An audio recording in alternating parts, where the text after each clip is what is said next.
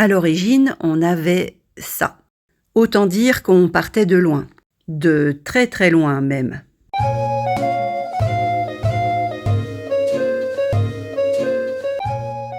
Avant de transformer le sol de la cour, on avait déjà pas mal de choses à casser et à déblayer.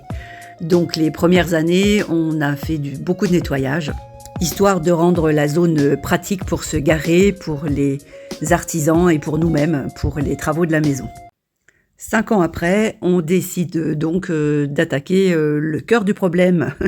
Autant dire qu'on a longuement réfléchi à ce qu'on voulait pour cette cour. Ça nous a permis de voir des exemples chez d'autres personnes, par exemple, ce qu'on ne voulait pas et ce qu'on voulait créer comme ambiance. On en a profité pour refaire le garage. Là, on le voit en cours de démolition. On a également installé nos conduits d'évacuation d'eau de pluie. Et Nicolas a également réfléchi à comment il voulait créer ces bordures de massif, bordures du parking, avec des pierres naturelles, de forme naturelle. Donc il a commencé par faire ces bordures. Comme il avait déjà décaissé au pied de la maison pour assainir, mis de la grave pour éviter que l'humidité stagne, il a donc décaissé tout le long pour la bordure, mis du géotextile et calé les pierres naturelles comme il le souhaitait. Ensuite, on a attaqué le décaissement du terrain, de la cour en elle-même. Malheureusement, je n'ai pas retrouvé les vidéos ou les photos de ce moment-là. On a fait appel à une mini-pelle là, que vous voyez à l'écran avec chauffeur à la journée pour décaper toute la surface du terrain. Donc on a fait un décapage plutôt doux et superficiel, à peu près 20 cm seulement, parce que le parking était ancien, donc il était damé depuis plus de 100 ans. Il n'était pas nécessaire de creuser profondément, le terrain était stabilisé, donc c'était plus intelligent de garder la stabilité et de juste travailler la surface. On n'a pas eu besoin d'évacuer la terre à l'extérieur. La mini-pelle l'a transportée tout au bout de notre terrain. Il l'a déposée à un endroit qui est devenu la zone technique. Donc on a évité cette dépense et cette manipulation. Après le décapage, la société locale à laquelle on avait fait appel a installé le géotextile. Donc c'était un géotextile professionnel de 200 grammes par mètre carré. Par-dessus ce géotextile, la mini-pelle donc a étalé du tout venant, donc sur une épaisseur de 20 cm. Le tout venant, c'est un mélange de sable et de gravier fin qui permet justement de combler ce genre de terrassement. Pour la suite des travaux, on a fait par nous-mêmes. Donc on a loué une plaque vibrante pour damer toute la surface de tout venant, ça c'est très important. Donc voici le résultat du tout venant après le damage. Pour la suite, je vous laisse avec Nicolas puisqu'il a filmé les différentes étapes. Je vous présente donc la bordure que j'ai réalisée afin de retenir tout d'abord la grave qui a été tassée avec un compacteur et ensuite qui retiendra le gravier que je mettrai donc par-dessus tout ce qui a été compacté. C'est fait à base de grès qui est en morceaux de 20 à 40 cm de long sur 10 cm d'épaisseur. Je remercie encore la personne qui m'a fourni toutes ces pierres que j'ai dû aller chercher avec une remorque. Elles m'ont été offertes gracieusement. Je vais vous montrer ensuite donc ce que je vais devoir terminer. Donc ça se trouve derrière moi.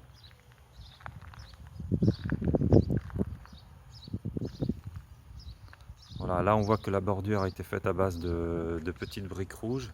La brique rouge c'est très joli, c'est facile à mettre en place. Le problème c'est que s'il y a trop d'humidité l'hiver et du gel, elles ont tendance à craquer.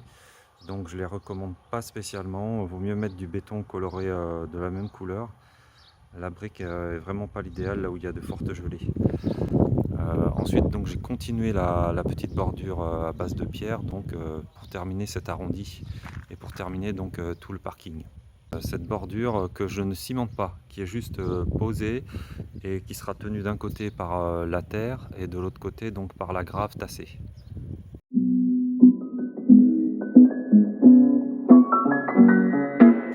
Alors ça y est, mon chantier se termine. J'ai donc comblé avec la terre d'un côté et avec la grave et le gravier de l'autre côté.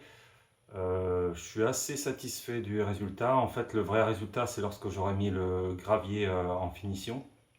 C'est un petit gravier marron, un petit gravier de rivière en diamètre 4,10.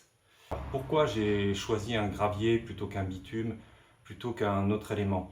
J'ai choisi un gravier d'abord pour une histoire de coût. ce sera sans doute le coût le moins élevé pour faire le parking.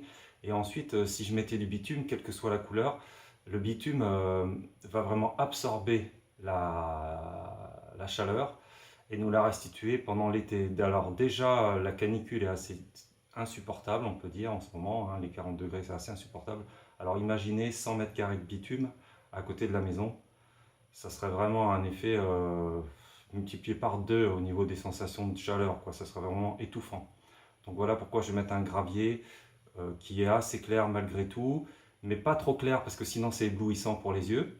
Donc là, on va arriver à un résultat d'un marron clair qui fait pas mal aux yeux, qui absorbe pas trop la chaleur, et puis normalement un diamètre qui devrait pas trop se coincer sous les chaussures ni dans les pneus des voitures. Alors comme vous allez le voir là, il y a donc le livreur de gravier qui arrive. Donc il va commencer à me dispatcher des petits tas de gravier. Et ensuite je vais pouvoir étaler ça. Le venant qui a été mis en place ici et qu'on a tassé avec une compacteuse en mouillant bien. Donc maintenant ça s'est transformé en béton. Donc ça ne devrait pas prendre trop de temps, pas plus d'1 heure je pense. Mais par contre l'aspect après il devrait être un petit peu plus sympa.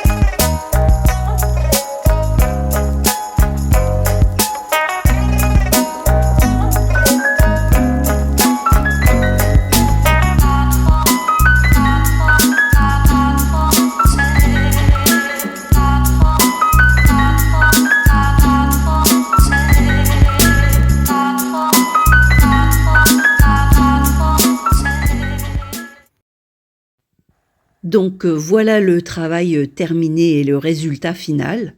On est très très content du résultat. On avait beaucoup hésité sur la couleur du gravier et finalement on est ravis du choix. Là Nicolas a mouillé le gravier pour avoir le rendu mouillé. On l'aime autant mouillé que sec. Il prend une couleur un tout petit peu plus foncée quand il est mouillé et on adore. Vous avez un petit visu là sur la bordure naturelle. C'est vraiment ce qu'on voulait. Pour une surface de 180 mètres carrés. Ça nous a coûté 0 € pour les pierres puisqu'elles nous ont été offertes. Une mini-pelle avec chauffeur à la journée pour le décapage et l'installation du géotextile ainsi que le tout venant nous a coûté 500 € pour la journée.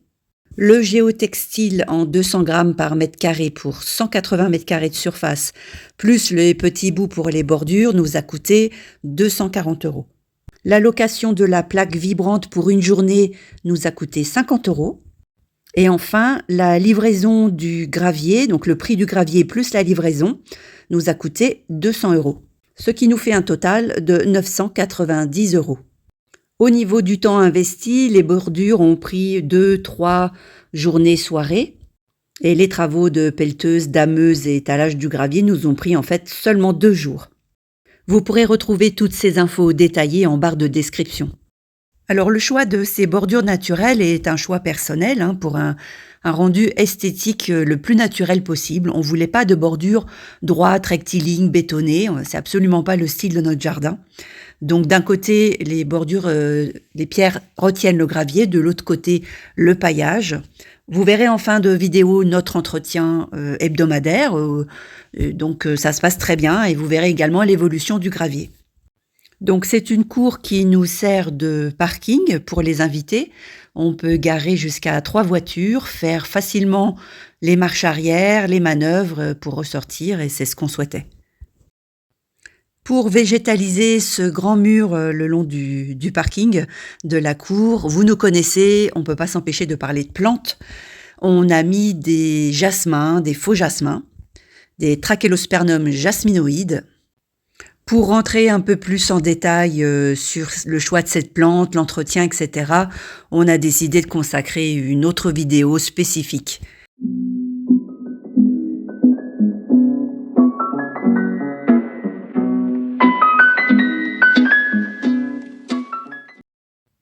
Trois ans après, le gravier n'a pas bougé, les végétaux ont bien poussé et nous, on a investi ce petit bout de cour comme solarium l'hiver. C'est très agréable, on est à l'abri du vent et pile au soleil.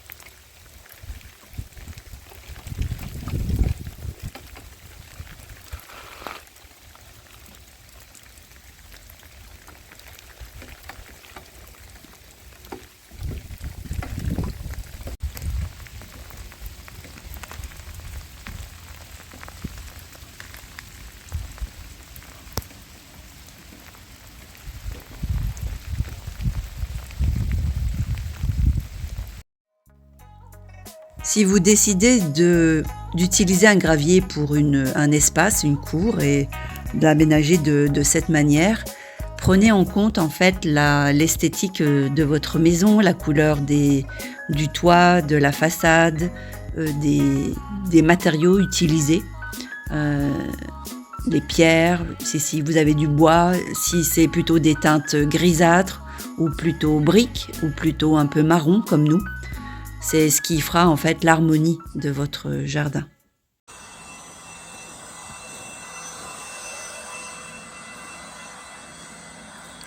Au niveau entretien, parce qu'on sait que c'est ça le plus important, le nerf de la guerre quand on a une cour avec gravillon.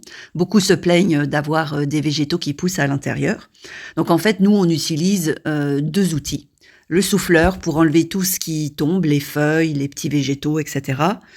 Et le râteau à feuilles, que nous on appelle la ratisse, à dents plates. D'ailleurs, on a consacré une petite vidéo sur les réseaux sociaux. Je vous la mets, comme ça vous voyez ce qu'on a partagé. Et en même temps, je vous invite à nous suivre sur Instagram. On publie pas mal de petites choses, des petites vidéos et des tips régulièrement. On nous demande souvent comment nous entretenons notre gravier, afin qu'il n'y ait pas d'herbes ou de plantes qui poussent. En fait, nous utilisons un outil, c'est la ratisse à dents plates. Ça fait toute la différence parce que celle à dents rondes abîmerait et en fait détruirait toute notre installation de gravier. D'ailleurs, on vous explique toute la mise en œuvre de notre gravier en légende. L'essentiel, c'est d'avoir le bon outil et de faire un passage sur tout le gravier une fois par semaine. Ça évite aux plantules de semences de pousser, ça remet le petit gravier à niveau et ça empêche en fait que les passages de voitures créent des ornières qui s'enfoncent et abîmeraient le damage et l'installation du gravier. Voilà pour notre partage. On espère que cette vidéo vous sera utile. Si vous avez des questions, n'hésitez pas à les mettre en commentaire. On vous dit à bientôt.